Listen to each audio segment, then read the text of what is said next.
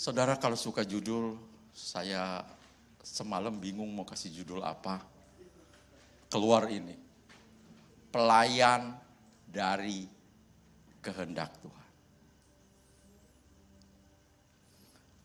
Next, ada gambarnya setelah ini next. Ya,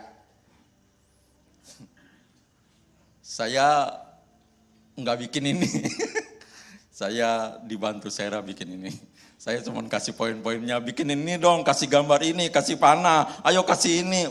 Lihat gini bagus, bagus. Gaptek. Tapi gini saudara, yang pertama adalah tujuan Tuhan. God purpose. Sebelum masuk God purpose, di tengahnya itu ada bola dunia. Ada gambar dunia. Ya. Sebelum saya masuk ke God purpose, saya jelasin dulu dunianya. Next slide. Next. Ya. Kejadian 1 ayat 1 dan 2 dikatakan gini, pada mulanya adalah Allah menciptakan langit dan bumi. Bumi belum berbentuk dan kosong, gelap gulita meliputi seluruh bumi. Waktu bumi diciptakan, tidak ada bentuknya. Kosong, gelap gulita. Ini penciptaan pertama. Bumi tidak ada apa-apanya, gelap gulita dan kosong. Betul? Nah, Tuhan menciptakan bumi itu tidak berdasarkan, gue ciptain aja, nggak ada tujuan. Tuhan menciptakan bumi untuk didiami.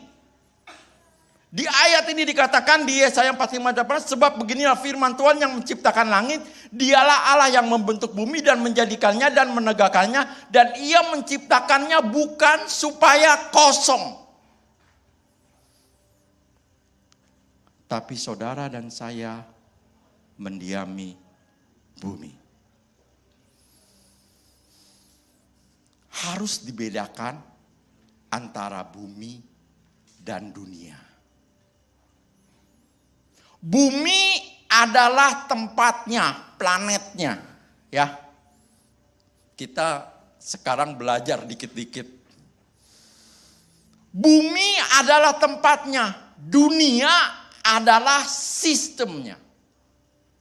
Jadi dunia tidak mungkin ada kalau tidak ada bumi.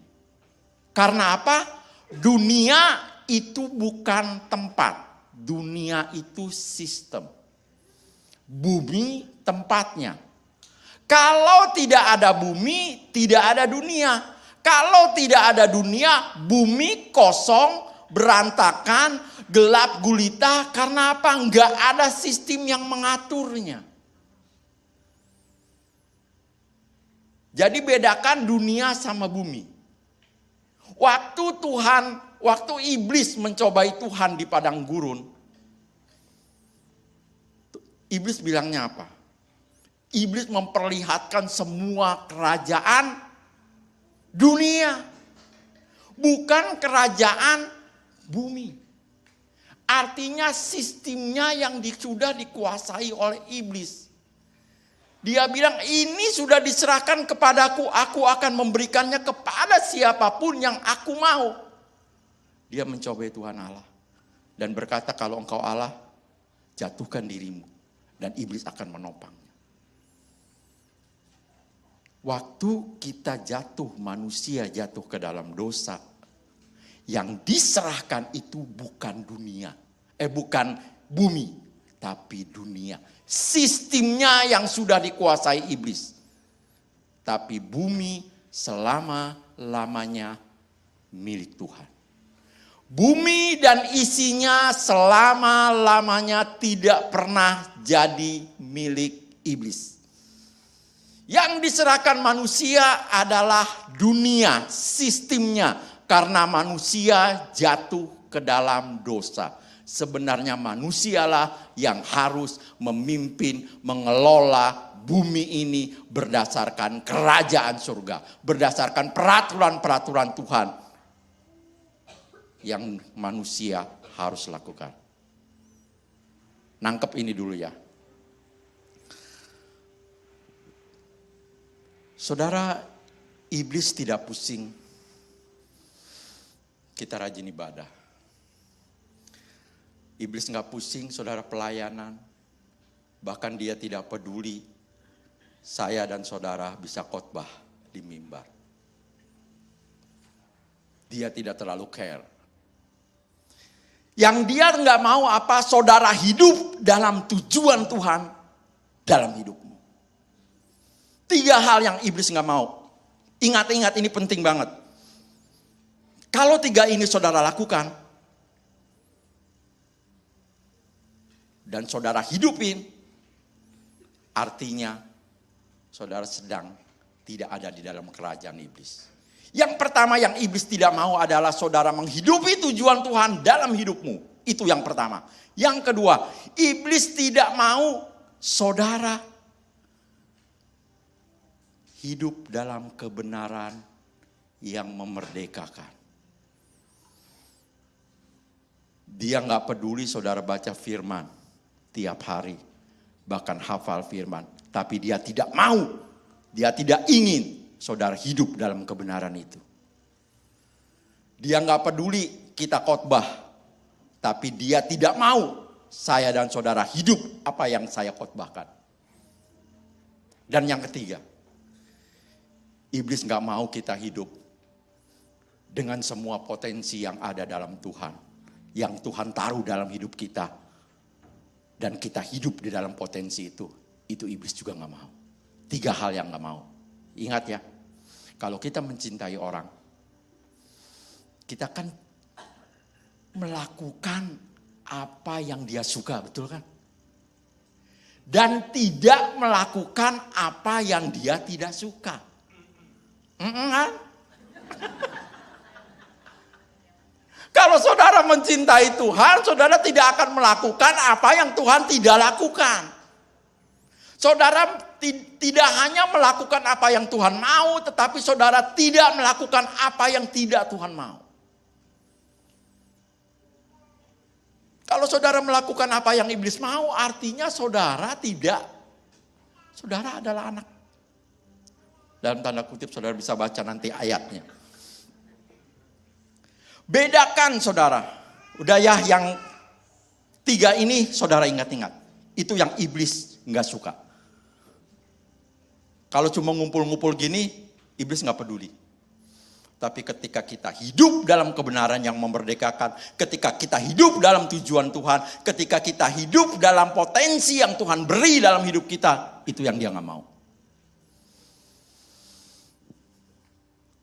Sebelum saya masuk dalam gambar tadi, harus dibedakan apa yang namanya purpose sama plan. Ya. Kita harus bedakan apa yang namanya purpose sama plan. Purpose artinya apa? Tujuan. Plan artinya apa? Rencana. Tujuan Tuhan tidak pernah berubah sedikit pun. Tujuan Tuhan dalam hidupmu, dalam hidup saya, dalam hidup gereja tidak pernah berubah atau bergeser sedikit pun. Tapi plan disesuaikan dengan keadaan dan situasi. Saya harus hati-hati ngomong gini, mungkin saudara nangkepnya, berarti Tuhan plan dong, plannya bisa ganti-ganti. Saudara, bukan itu maksudnya tujuan Tuhan tidak pernah berubah sedetik pun. Segeser sedetik pun, seinci pun gak pernah berubah tujuan Tuhan. Yang berubah itu kadang-kadang disesuaikan yaitu plannya. Tujuan Tuhan bawa bangsa Israel ke tanah Kanaan. Itu tujuan Tuhan. Dan Tuhan gak pernah gagal dalam tujuannya. Kenapa bisa 40 tahun? Karena bangsa Israel kedegiran hati bangsa Israel. Bangsa Israel itu muka tembok. Betul? Leher baja katanya. kulit badak, tegar tengkuk. Buat Tuhan gak masalah lu mau berapa puluh tahun, Tuhan jabanin. Yang penting apa? Tujuannya bangsa Israel masuk tanah perjanjian. Bangsa Israel 40 tahun di padang gurun. Ternyata Yesus juga di padang gurun. Tapi cuma 40 hari. Ketika saudara menghadapi masalah, mana saudara pilih? Mau 40 hari atau 40 tahun? Tergantung siapa? Tergantung.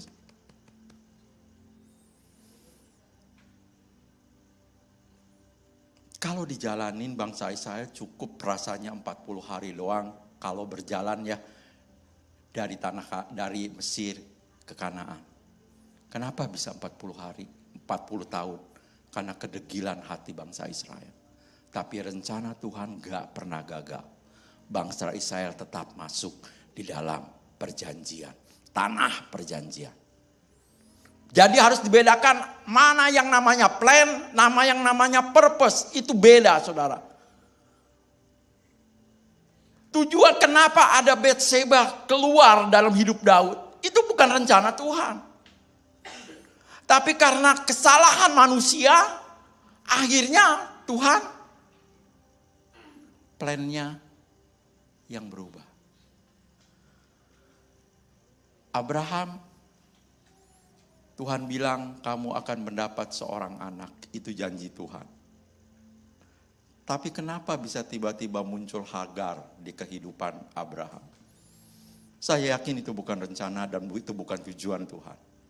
Tapi karena kedegilan hati manusia, tapi rencana Tuhan gak pernah gagal dalam hidup setiap kita. Mungkin saudara dan saya Tuhan rencanakan, mungkin saudara menjadi seorang yang bisa membawa, bisa mengingkari orang-orang untuk bisa lebih lagi dekat sama Tuhan, bisa lebih lagi beriman kepada Tuhan. Mungkin saudara disibukkan dengan pekerjaan saudara disibukkan dengan masalah-masalah yang lain. Tuhan tetap tunggu. Sampai berapa lama Tuhan tunggu. Tapi rencananya gak pernah gagal. Pasti.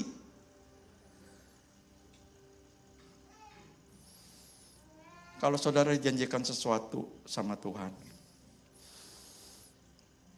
mau cepat atau mau lama?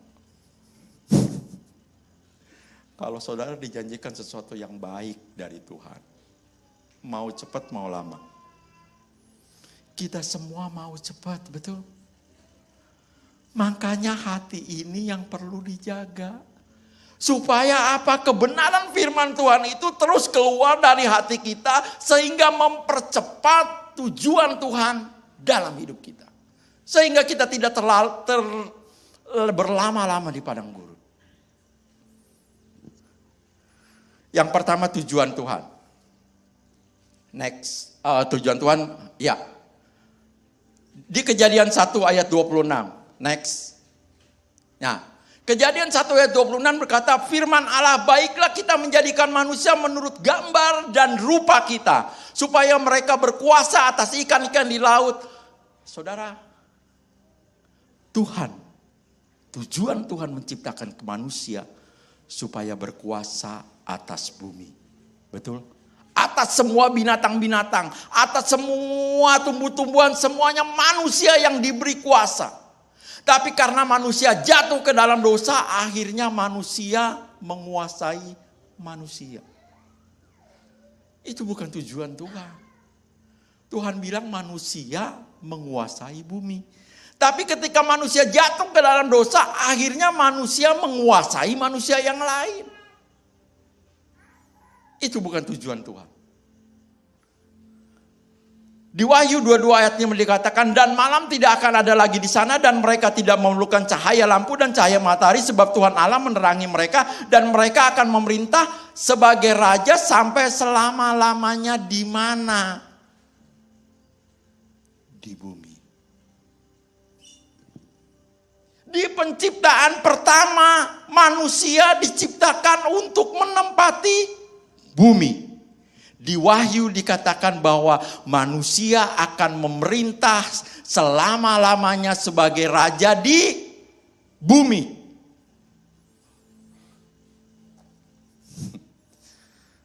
Mungkin saudara tercengang. Jadi bukannya kalau udah mati masuk surga.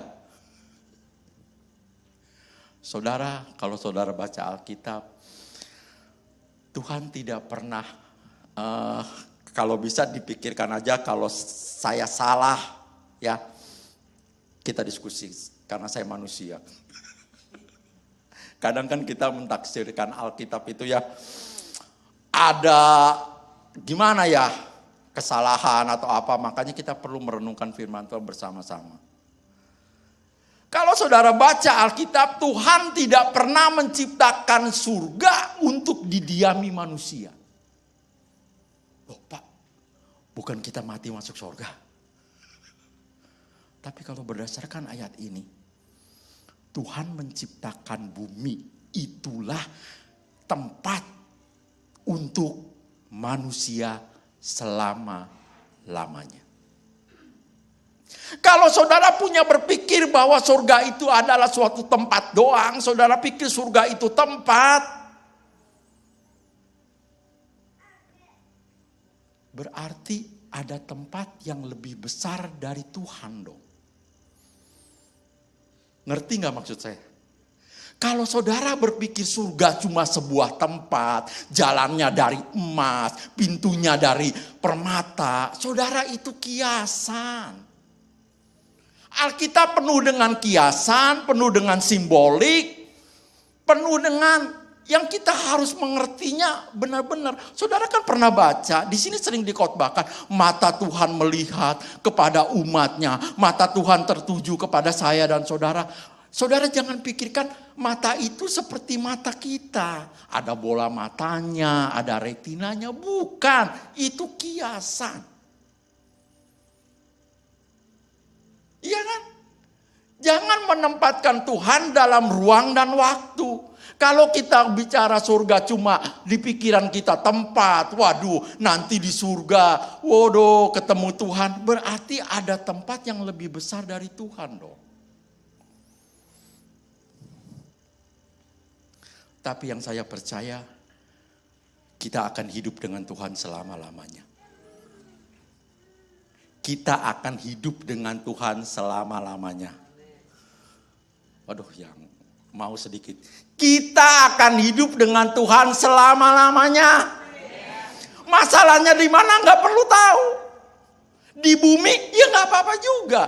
Karena Alkitab pernah bilang kalau bumi ini rusak, Tuhan akan menciptakan langit yang baru dan bumi yang baru itu. Masalah tempat nggak perlu, yang penting kita hidup sama Tuhan selama-lamanya. Itulah surga buat saya, itulah surga buat saudara. Tempat nggak penting, yang penting dengan siapa kita hidup. Kita sering nyanyi suasana surga ada di tempat ini, betul kan? Suasana surga, karena apa? Ada Yesusnya. Jadi gereja IBC ini bisa jadi surga. Kalau apa? Ada Yesus di sini. Tempat gak masalah. Yang penting ada Tuhannya. Betul ya? Mau di sana, di atas langit yang biru, whatever. Yang penting ada Tuhannya. Bahkan saya pernah berkata, kalaupun di neraka ada Tuhan, tidak apa-apa aku ke neraka. Yang penting ada Tuhan bersama aku. Neraka akan berubah jadi surga. Bukan bicara tempat, tapi bicara dengan siapa kita hidup. Selama-lamanya dengan Tuhan. Betul? Jadi sebenarnya bumi adalah tempat di mana Tuhan sediakan buat manusia. Karena apa? Manusia itu terdiri dari tubuh, jiwa, dan roh. Betul? Tuhan itu roh. Jadi Tuhan kasih bumi untuk apa? Manusia lihat. Karena bumi itu adalah real. Bisa kita pegang, bisa kita lihat, bisa kita rasa. Bumi itu adalah materi. Karena kita terdiri dari tubuh, jiwa, dan roh. Biar gak tegang, ada contoh gini. Di Taman Safari, ada sejumlah kawanan monyet, betul. Kalau di kebun binatang kan, binatangnya dikurung, kita yang jalan-jalan, lihat-lihat. Sekarang zaman modern, kitanya yang dikurung dalam mobil, binatangnya yang jalan-jalan. Dunia itu aneh-aneh sekarang, betul nggak? Kalau kebun binatang kan gitu, binatangnya dikurung, kitanya yang jalan-jalan lihat binatang. Kalau di Taman Safari, kitanya yang dikurung dalam mobil. Jangan buka jendela, jangan buka, kamu bisa ini. Binatangnya yang jalan-jalan di depan kita.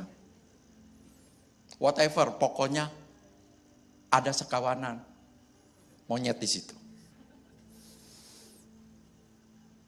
Monyet yang satu ngomong ke monyet yang lain.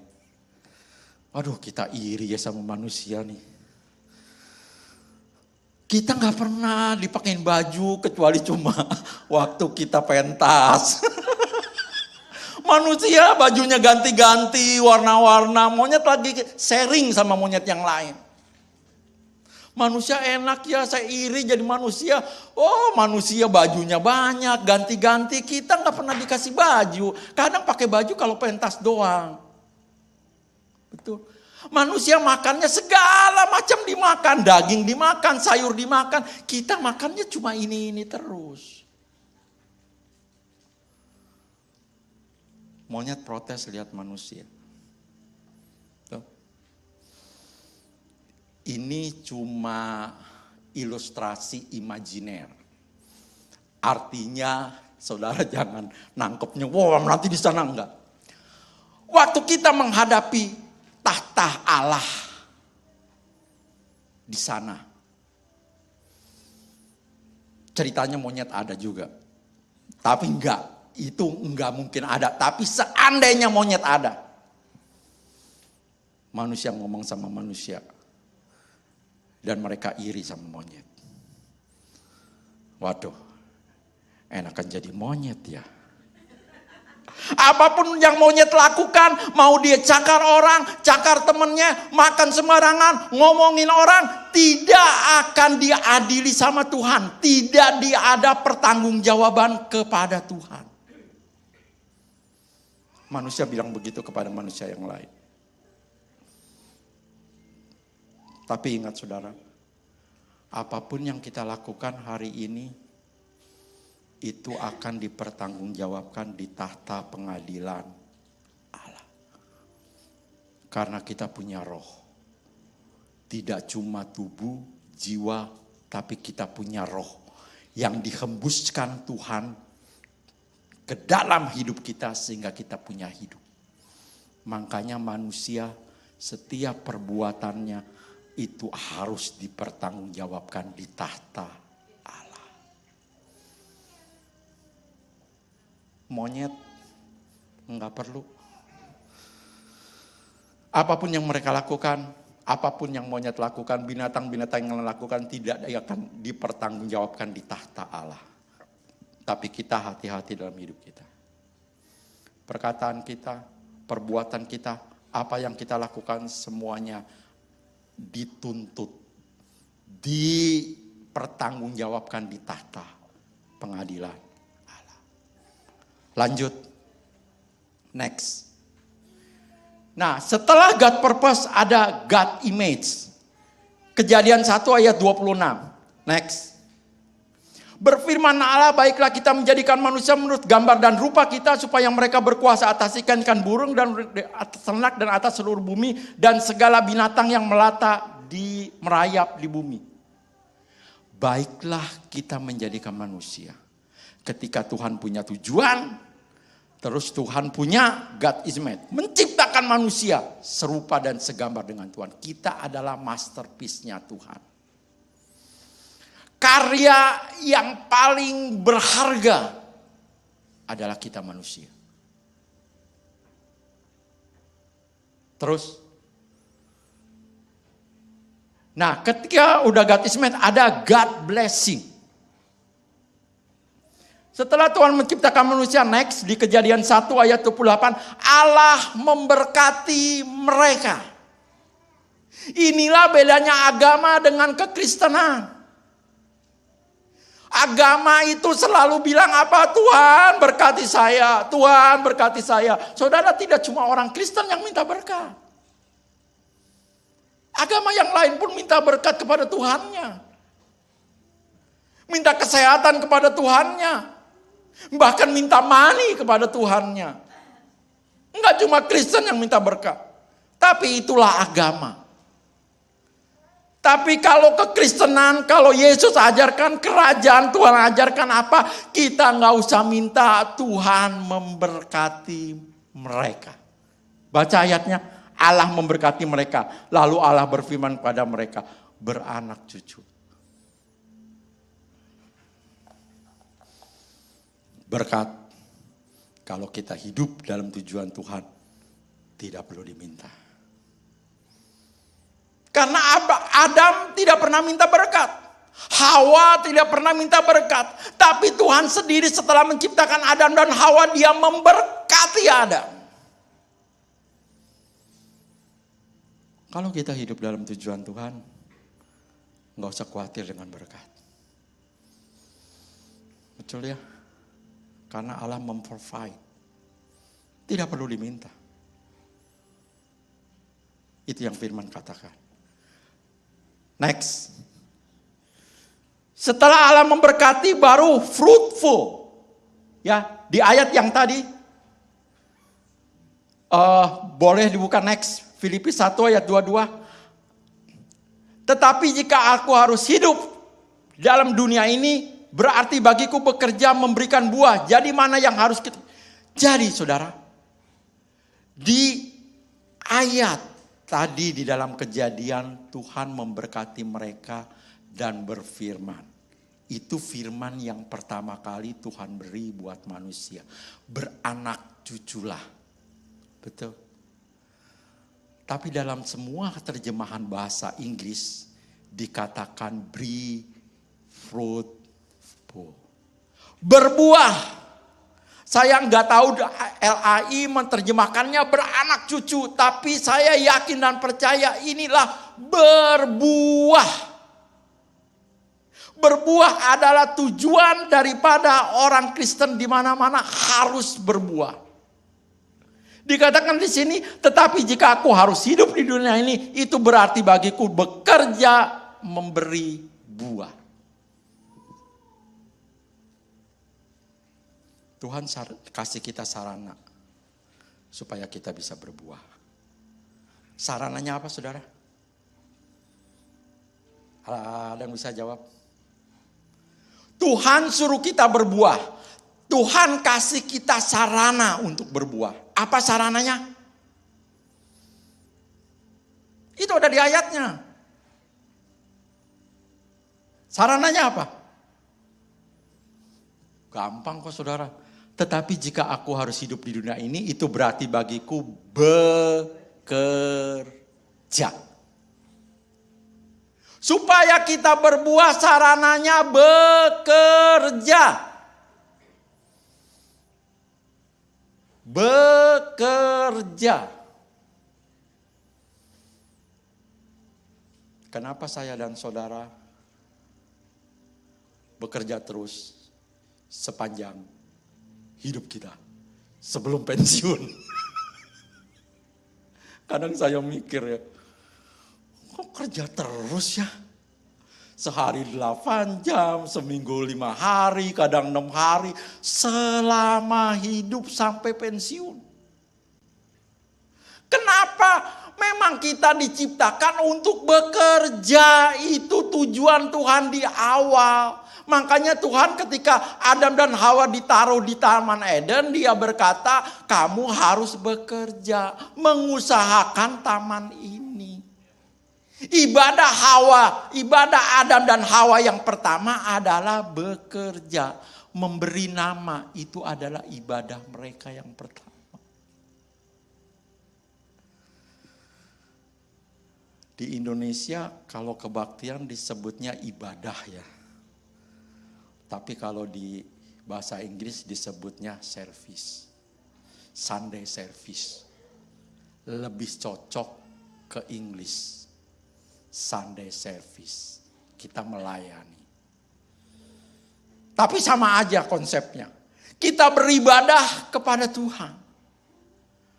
Di dalam Efesus 2 ayat 10, karena kita ini buatan Allah, diciptakan dalam Kristus Yesus untuk melakukan pekerjaan yang baik. Pekerjaan di sini dalam bahasa aslinya, bahasa Yunani, dikatakan ergon. Ingat-ingat ya, kalau saya salah, saudara bisa search. Di sini bekerja ini katanya ergon. E-R-G-O-N. Ergon. Ingat, ergon. Jadi diciptakan dalam Kristus untuk melakukan pekerjaan yang baik yang dipersiapkan Allah sebelumnya. Ia mau supaya kita hidup di dalamnya. Orang dunia bilang, ayo kita kerja. Ayo kita kerja. Yuk kita cari kerja yuk. Yuk kita cari kerja. Itu dunia. Tapi di dalam kerajaan Allah, Allah sudah menempatkan pekerjaan yang baik di dalam hidup kita. Tugas kita cuma apa? Mengeluarkan pekerjaan itu.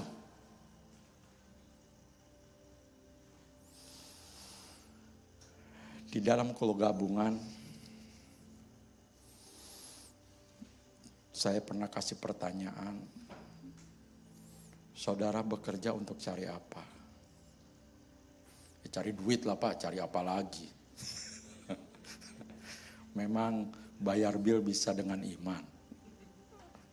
Bayar gas bisa dengan iman. Kan enggak dengan uang. So, bekerja ya enggak usah muluk-muluk, kita cari uang. Kadang-kadang saya pun terintimidasi atau dalam kata lain mengiyakan 100% bahwa kita bekerja untuk cari uang. Siapa yang sampai hari ini percaya 100% bahwa orang Kristen pun bekerja untuk cari uang?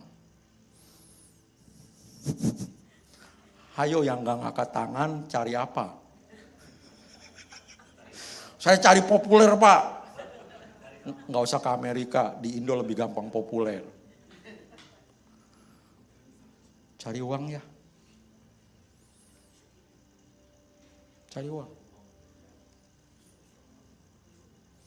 Tapi itu saya kasih tahu, itu sistem dunia. Saudara kuliah cari apa? Cari ijazah. Itu yang dijawab Arnold lagi waktu Itu lumrah, semua orang akan menjawab seperti itu. Kita kuliah cari apa? Cari ijazah. Terus saya bilang, di Indonesia ijazah bisa dibeli dengan uang. Bahkan saya dengar-dengar ada pun menteri yang bisa, saudara punya ijazah, dia kuliahnya cepat sekali. Itu bisa dibeli dengan uang. Tapi kita kuliah yaitu untuk apa? Mempersiapkan diri kita. Melatih kemampuan kita cara berpikir. Melatih pengetahuan kita supaya kita bisa masuk jenjang pekerjaan yang lebih baik. Setelah kita 4 tahun di bangku kuliah, kita namanya dapat ijazah. Sama dengan bekerja. Betul ya? Bekerja tujuannya bukan dapat uang kalau buat orang Kristen. Sama dengan tadi, kuliah tujuannya bukan dapat ijazah. Tapi sedang memperlengkapi kita. Melatih cara kita berpikir. Melatih keahlian kita. Sehingga kita bisa menghadapi dunia kerja ke depan. Berarti Pak kalau kita bekerja enggak digaji juga enggak apa-apa. Enggak apa-apa kalau itu Tuhan yang suruh.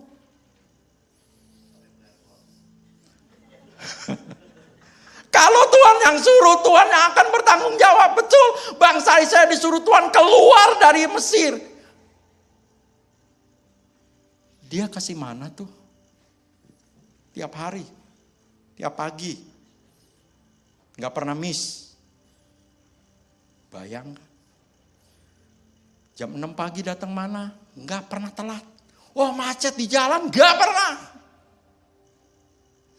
Kasih mana setiap hari, kasih burung puyuh, kasih daging, apapun yang bangsa Israel minta Tuhan kasih. Karena apa? Tuhan yang bilang keluar. Kalau Tuhan benar-benar bilang ke dalam hati saudara, ke dalam telinga saudara, kamu bekerja, tapi nggak usah ambil gaji, saudara kerja. Pasti gajinya lebih gede daripada gaji reguler. Karena dikatakan bahwa Allah pencipta langit dan bumi, Allah yang punya bumi dan segala isinya dan manusia yang ada di dalamnya. Itu firman yang katakan. Jadi tujuan kita bekerja sebagai orang Kristen, saya mau buka pemikiran kita, bukan uang tapi mengeluarkan pekerjaan baik yang ada di dalam hidup kita yang sudah Tuhan tanam. Itu harus dikeluarkan. Caranya apa? Bekerja. Bukan tidur. Bekerja. Sesuatu yang baik. Yang tadi saya bilang yang Tuhan tanamkan itu yang disebut katanya ergon. Mengeluarkan yang baik. Kalaupun kita dapat duit dari kita bekerja, itu namanya cuma konversi. Kalau kita kerjanya baik, kita dapat gaji gede, kita banyak uang, itu cuma konversi. Tapi jangan jadi tujuan. Kalau saya disuruh khotbah di sini, tujuan saya cuma, asik khotbah, gue mau siapin lah, nanti siapa tahu dapat PK-nya gede. Itu saya tidak sedang melayani, itu saya artinya imam profesional.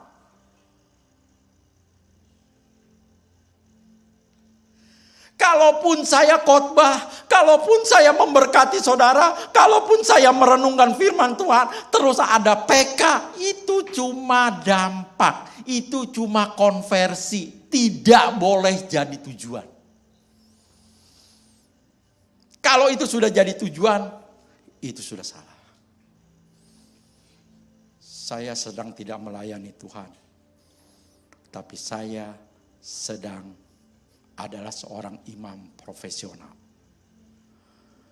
Kalau saudara jago main musik, tujuan saudara cuma PK, cuma bayaran. Bukan seorang pelayan. Tapi kalau tujuan saya dan saudara benar-benar ingin melayani Tuhan dan dengan itu manusia menghargai saudara dengan uang, dengan PK, puji Tuhan, itu bukan tujuan tapi itu cuma konversi dari pelayanan kita. Next. Saya masuk ke dalam poin ini. Narasi besar Alkitab. Saya sarankan kalau saudara baca Alkitab, baca secara narasi. Jangan doktrinal. Artinya gini. Kalau saudara baca Alkitab, ya baca secara cerita. Nanti Tuhan singkapkan sesuatu yang baik dalam pikiran saudara, dalam hati saudara. Jangan saudara baca Alkitab secara doktrinal. Artinya gini, ketika saudara baca, Musa dipilih Tuhan gak ya? Kenapa kok Musa gak bisa masuk tanah perjanjian ya? Musa dipilih Tuhan gak? Kenapa keluar pertanyaan itu? Karena di kepala saudara sudah ada doktrinal. Budi dipilih Tuhan gak ya? Handoko dipilih Tuhan gak ya? Saya dipilih Tuhan gak ya? Jangan baca Alkitab secara begitu. Baca Alkitab secara narasi, cerita, baca. Kalau saudara baca Alkitab, saudara akan pusing sendiri. Saya dipilih Tuhan gak ya? Kalau saya ada pertanyaan begitu, saya jawabannya begini. Yang jelas yang dipilih Tuhan adalah manusia, bukan monyet. Titik. Tuh. Mariana dipilih. Saya gak mau tahu. Yang penting Tuhan pilih manusia. That's it. Dia bukan pilih yang lain.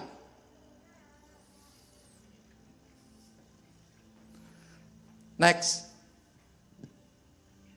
Ya, Tuhan menciptakan langit dan bumi. Tadi kita udah baca di Kejadian 1. Next. Saya akan cepat. Next. Oh, stuck.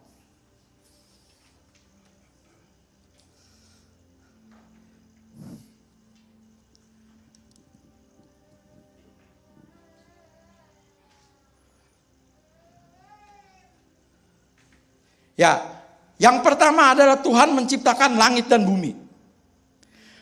Narasi kedua dikatakan Tuhan memilih manusia untuk berkuasa di bumi dan menggelar sistem pemerintahan kerajaan di bumi. Jadi yang pertama, Tuhan menciptakan langit dan bumi. Yang kedua, Tuhan memilih manusia untuk berkuasa di bumi dan menggelar sistem pemerintahan kerajaan Allah di bumi. Itu di Kejadian 1 ayat 26 sampai dengan 28. Jadi Tuhan memilih manusia untuk berkuasa di bumi dengan cara apa? Menggelar sistem kerajaan Allah di bumi. Tujuan awal Tuhan menciptakan manusia untuk kita berkuasa dan menggunakan sistem kerajaan Allah di bumi. Yang ketiga dikatakan manusia jatuh ke dalam dosa. Itu di Kejadian 3 ayat 1 dan 6. Manusia jatuh ke dalam dosa. Waktu manusia jatuh ke dalam dosa lagi. Terlalu semangat saudara. Waktu manusia jatuh ke dalam dosa, makanya saudara, manusia mengeluarkan sesuatu yang baik dalam hidupnya, tapi bukan melayani tujuan Tuhan. Bukan untuk kepentingan kerajaan surga. Karena manusia sudah jatuh ke dalam dosa. Yang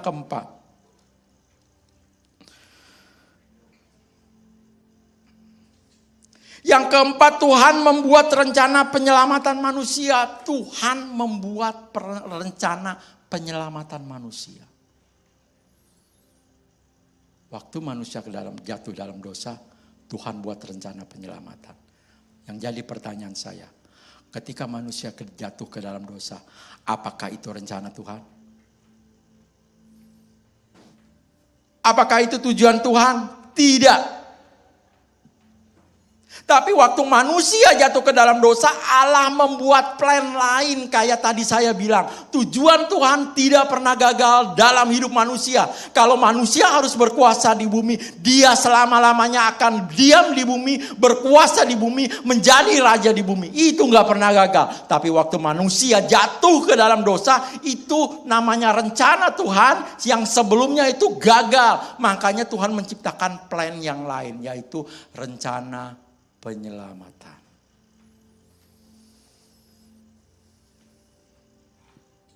Kalau kita cuma bicara di 3 dan 4. Ya. Tadi yang ketiga manusia jatuh ke dalam dosa, yang keempat Tuhan membuat rencana penyelamatan. Kalau kita fokus kita cuma manusia jatuh dalam dosa, Tuhan menjadikan penyelamatan, manusia jatuh dalam dosa, rencana penyelamatan. Kalau kita cuma berputar di dua hal itu, makanya kita kenal Yesus itu cuma sebagai juru selamat, betul? Siapa yang gak senang diselamatkan? Mau jatuh bangkrut, diselamatkan. Senang kan? Mau ditipu, diselamatkan teman. Mau ditabrak, diselamatkan orang. Siapa yang gak senang dengan selamat? Kita kadang-kadang kenal Yesus cuma sebagai juru selamat. Saudara tahu arti kata juru? Tukang ya? Iya enggak? Juru masak artinya apa? Tukang masak. Juru tulis artinya apa? Tukang nulis. Juru selamat artinya apa? Sama. Kalau saudara kenal Yesus hanya sebagai juru selamat, berarti dia tugasnya hanya menyelamatkan saudara. Saudara tahu juru kunci? Tukang kan? Tukang kunci, tukang yang benerin kunci. Kalau rumah saudara rusak, kuncinya, saudara panggil juru kunci. Benerin kuncinya doang, benerin yang rusak, betul? Lu jangan masuk-masuk ke dalam, ngegerecokin yang lain. Tugas lu cuma benerin kunci yang rusak. Pintu yang rusak lu benerin, jangan coba-coba ngatur ke dalam. Kalau saya dan saudara cuma kenal Yesus sebagai juru selamat, Tuhan aku punya masalah nih. Tolong aku. Selamatkan aku dari hutang ini. Setelah diselamatkan dalam nama Yesus, Tuhan bilang, kamu rajin berdoa, Tuhan, that's it. Ini hidupku.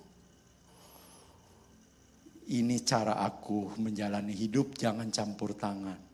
Yang penting waktu gua susah datang ke Tuhan, Tuhan selamatkan, tapi jangan urus hidupku yang lain. Itu kalau saya dan saudara cuma kenal Yesus sebagai juru selamat. Tapi saya lebih cenderung ini bilang Yesus itu bukan cuma juru selamat, tapi raja yang menyelamatkan. Tahu dong apa istilah raja? Tahu dong siapa yang punya otoritas tertinggi dalam hidupmu, dalam hidupku? Raja loh. Dengan siapa kita bisa berhadapan? Sehingga hidup kita harus taat, harus tunduk, tidak punya pilihan. Kalau kita berhadapan dengan raja.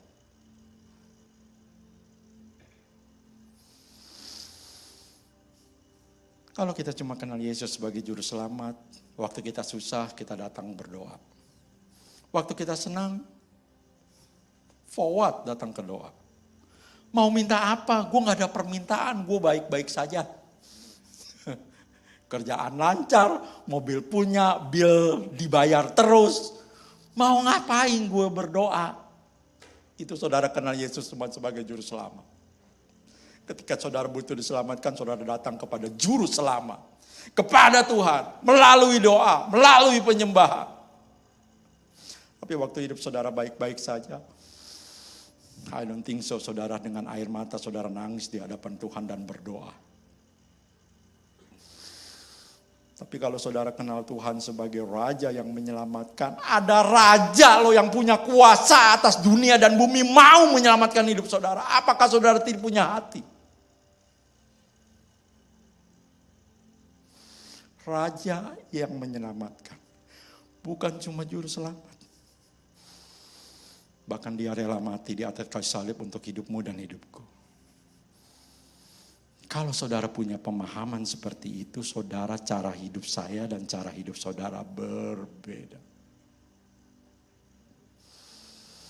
Kita datang kepada Tuhan, Tuhan aku datang kepadamu, aku tidak punya minta apa-apa. Aku cuma mau datang.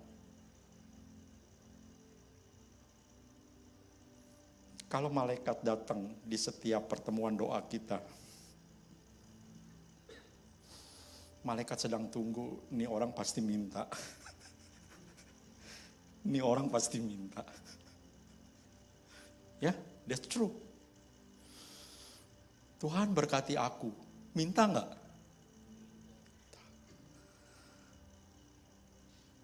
Berapa dari kita datang kepada Tuhan gak minta apa-apa, Tuhan aku cuma mau datang. Ya Pak, kalau gak minta apa-apa gak usah datang lah. Gak usah berdoa, mau ngapain. Saudara, doa itu bukan cuma permintaan. Doa itu komunikasi antara Bapa dengan anak. Enggak cuma minta. Kalau saudara punya anak, kerjaannya tiap ketemu saudara, Pak minta ini, minta itu, kesel gak? Tapi kalau suatu saat anak saudara datang kepada saudara dikatakan, ih Bapak hari ini baik deh, ih Bapak tampan, ih Ibu manis, Ibu cakep deh. Kamu mau apa? Enggak, gue gak minta apa-apa. Memang keadaan kamu baik. Saudara akan nangis. Saudara akan tersentuh. Ketika anak saudara datang kepadamu tidak minta apa-apa. Tapi cuma mau memujimu. Kau orang yang baik. Kau orang tua yang baik. Kau bapak yang baik. Kamu meminta apa? Enggak. Hati saudara tersentuh. Begitu juga Tuhan. Berapa banyak dari kita datang ke ibadah, datang ke dalam doa, datang ke dalam ada pun banyak agenda di pikiran kita. Gua kalau nggak ke gereja, besok di stay home gue Senin. Kalau gua nggak ibadah, waduh gua nggak diberkati Tuhan. Nanti gue sakit lagi nggak bisa kerja. Mendingan gue ibadah. Saudara, kekristenan itu kita sama Tuhan nggak boleh transaksi. Kita melakukan ini supaya dapat ini, itu transaksi, itu sistem dunia.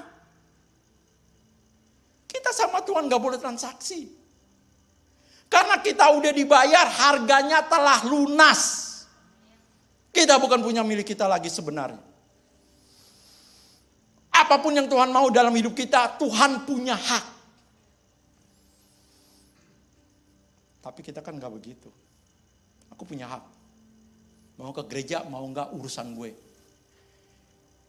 Memang Pak Ferry mau bayar gue kalau gue kekurangan duit buat bayar bil. Saudara, kalau saudara ngomong begitu, artinya saudara tidak punya iman sama sekali kepada Tuhan. Saudara percaya enggak bahwa saudara berdoa minta uang, uang akan turun dari surga? Percaya enggak? Saya enggak percaya.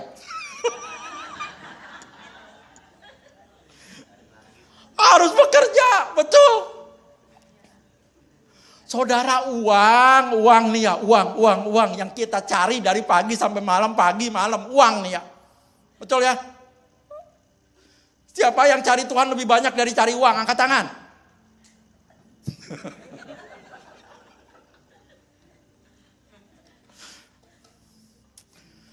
Uang nih ya, jahatnya uang nih. Uang itu diciptakan sebenarnya alat tukar ya. Saya di Kul pernah bilang, uang itu alat tukar. Bukan alat ukur. Berapa dari banyak kita mengukur orang dengan uang? Ya dia mah punya apa? Mobil gak punya, rumah gak punya, gak usah temenan lah sama dia. Berapa banyak kita mengukur persahabatan dengan uang? Uang itu bukan alat ukur, tapi alat tukar. Berapa banyak kadang jadi alat ukur, bahkan alat kekuasaan. Siapa yang banyak uang, dia yang berkuasa. Itu sistem dunia. Ingat ya, uang bukan alat ukur. Jangan mengukur orang dengan uang. Jangan mau diukur dengan uang. Dan jangan mau diukur dengan uang. Betul? Karena uang bukan alat ukur. Uang alat tukar. Saudara, di surga nanti dalam tanda kutip atau di bumi yang baru, di langit yang baru tidak ada uang. Siapa yang percaya itu? Saudara gak percaya? Nggak ada uang karena Alkitab nggak pernah menciptakan. Uang itu adalah sistem transaksi. Supaya kita kalau mau beli apa-apa nggak usah bawa kambing, nggak usah bawa domba, nggak usah bawa sayuran ditukar. Itu kan tujuannya uang, mempermudah kita untuk mendapatkan sesuatu. Biasanya kalau di kampung masih ada, kita bawa ayam ditukar sama sayuran. Tapi untuk mempermudah kita bawa uang. Di bumi yang baru, di langit yang baru, dan saya nggak pernah ada di Alkitab bahwa uang ada. Dan jangan minta uang sama Tuhan. Tuhan nggak punya. Saudara bilang, Tuhan nggak punya uang. Saudara, Tuhan nggak punya uang. Saya nggak pernah dengar kesaksian orang, Tuhan beri aku uang dalam nama Yesus. Boom, datang uang di depan. Karena Tuhan gak punya uang. Tuhan cuma beri kita potensi, kekuatan, kesehatan untuk kita memperoleh kekayaan. Termasuk uang.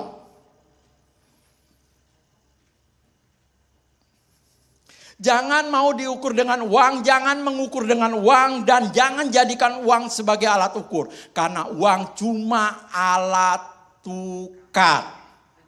Ingat-ingat. Jadi saudara, kita jangan terlalu berfokus kepada 3 dan 4, 3 dan keempat. Yang kelima, 2 lagi. Yang kelima dikatakan Yesus datang membawa sistem kerajaan. Yesus datang membawa sistem kerajaan. Waktu kita menerima Tuhan sebagai Tuhan dan Juru Selamat, yang Tuhan bawa itu bukan agama, tapi sistem kerajaan. Waktu saudara terima Tuhan sebagai Tuhan dan Juru Selamat, itu harusnya ada transfer kerajaan. Saudara tidak lagi dikuasai oleh kerajaan dunia, tapi saudara dikuasai oleh kerajaan Allah. Segala-gala sistemnya harusnya kerajaan Allah. Kenapa kita kadang-kadang frustasi jadi orang Kristen? Karena kita sudah menerima Tuhan sebagai Juru Selamat, tapi kita masih pakai sistem yang lama. Nggak connect, kita stres sendiri. Betul? Kita stres sendiri. Jadi yang keenam, yang terakhir. Yang tadi yang kelima, Yesus datang membawa sistem kerajaan.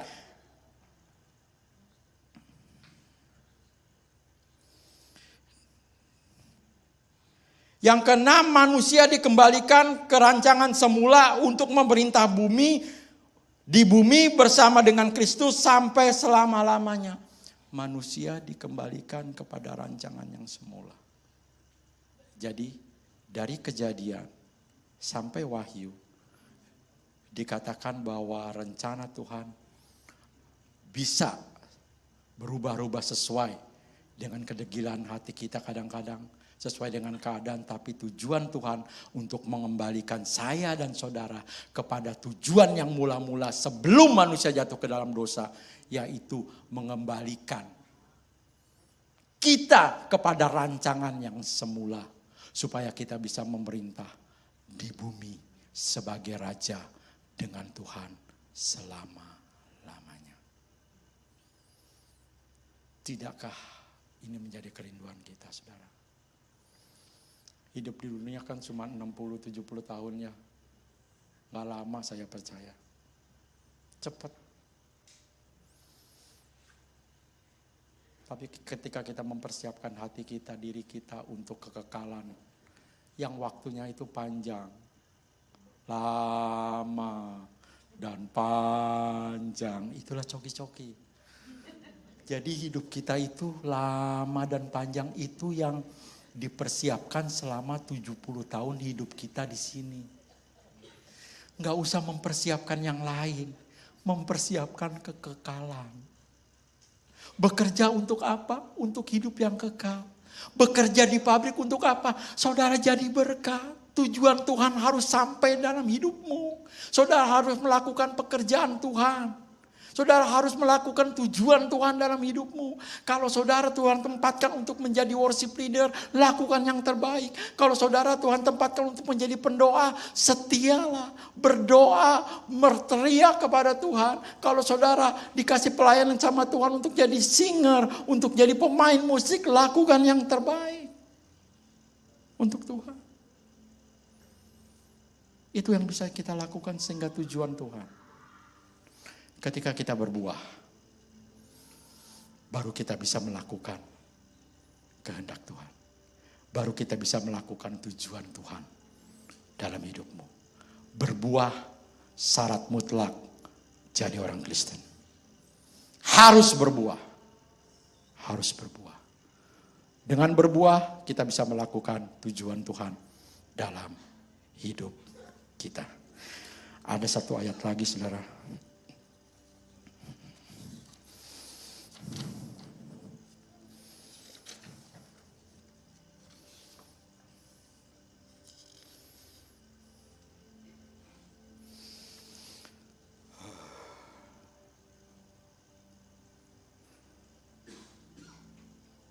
Ya, dalam Matius coba dibuka aja ayat terakhir. Matius 23 ayat 15. Matius 23 ayat 15. Kalau ada yang bisa udah dapat, tolong minta baca aja ayat terakhir. Matius 23 ayat 15.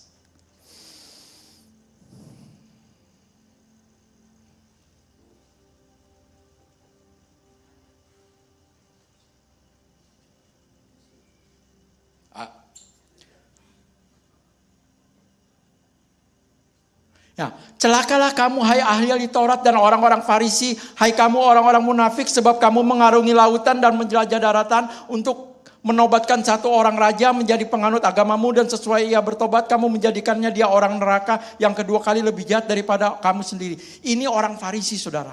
Jadi tadi kita mengeluarkan sesuatu yang baik dalam hidup kita gitu ya. Tapi tujuannya salah.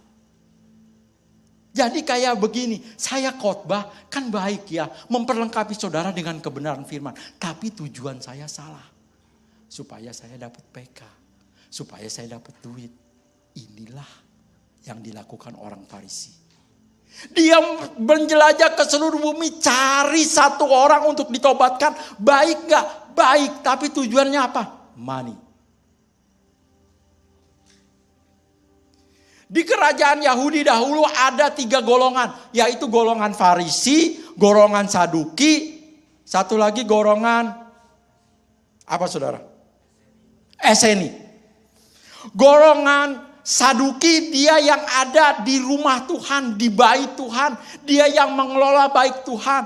Semua keuangan dipegang sama orang-orang Saduki. Orang Eseni ini dia bilang, loh, orang Saduki begitu banget. Dia suku golongan yang menjauh dari orang-orang Saduki. Dia itu hidup, dia menjaga kebenaran, hidup ya sederhana. Dan banyak para ahli bilang bahwa Yohanes Pembaptis adalah orang Eseni. Dia tidak mau terpengaruh dengan dunia-dunia seperti itu. Dan yang ini adalah golongan Farisi. Golongan Farisi ini golongan yang paling banyak. Kalau di Indonesia namanya grassroots. Orang-orang miskin yang ngelihat, waduh gimana caranya gue dapat duit ya. Masalahnya semua duit di peribadahan, di rumah-rumah Tuhan dipegang oleh Saduki. Akhirnya dia bilang, gue akan cari jiwa. Wah, dia cari kemana-mana, dia tobatkan. Tujuannya apa? Dapat duit. Ketika kita mengeluarkan sesuatu yang baik, ketika kita pelayanan, mengerjakan yang baik dalam Tuhan, tapi tujuannya salah, Tuhan mencela. Biarlah kita hari ini punya hati yang di samping mengeluarkan yang baik, tapi kita juga bisa punya tujuan yang baik. Tuhan